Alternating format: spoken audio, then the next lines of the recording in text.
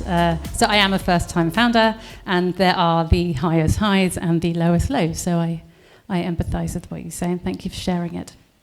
So hi, I'm Louise. I'm CEO and co-founder of Bluemethane. When I say methane, you're thinking, or you might be thinking, oil and gas, yes, cows. Thank you.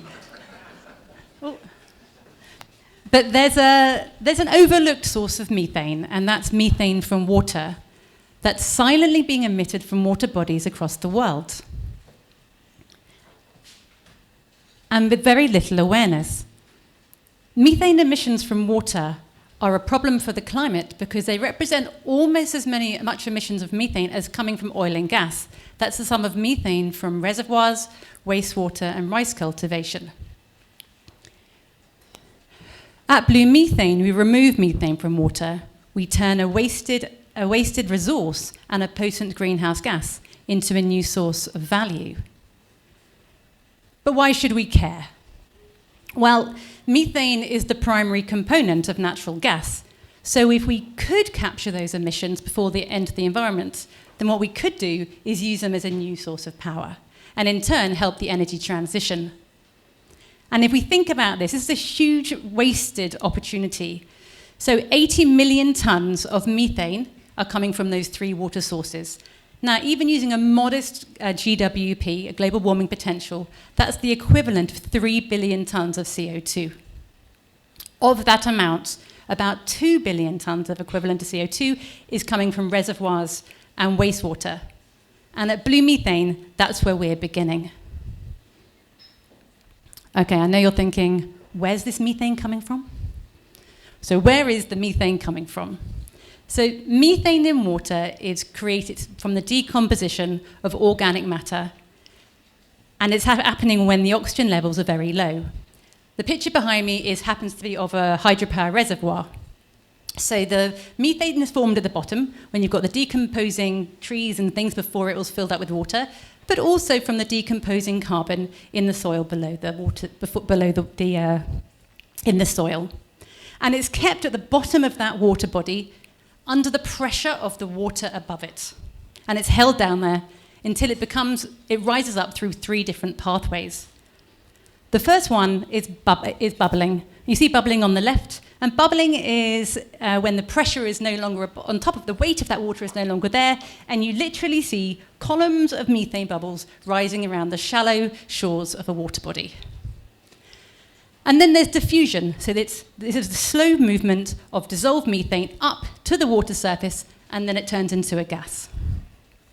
And then there is degassing.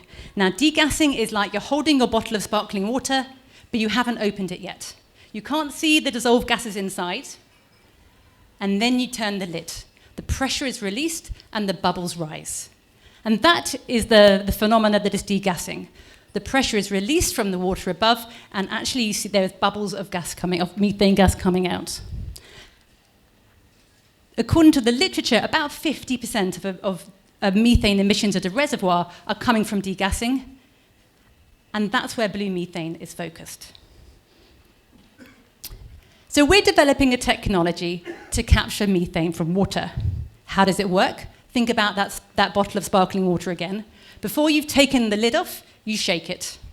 And that's what we're really doing. We're adding turbulence to the water to encourage the separation of the methane from that water much faster than it would naturally do.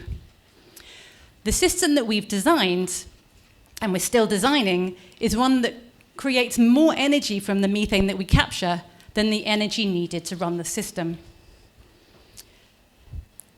But although it's a pretty picture, we are more than just an idea. So we're moving out of the lab and deploying our first demonstration unit in Rwanda in the summer in a very special lake with high methane emissions. The thing about what we're doing is that, yes, it is a technology innovation, but for deploying methane to capture technologies, this needs much more than technology. It really needs financial innovation. If we think about how much is being spent, only 2% of climate tech or methane mitigation technology for climate is going into methane mitigation, and yet about a third of global warming is attributed to methane. So we need to create a financial innovation, some incentive for people to deploy our technology. So we've developed something called like a methane capture service. So methane capture as a service, it sounds bonkers when we say it out loud, but it removes the barrier of needing to buy the technology to deploy it. Where do we see ourselves? I'm ready for the punches afterwards. We stand today where we see carbon capture standing 8-10 years ago. But beyond just being climate focused, we also are developing a business model that can be long-term financially sustainable.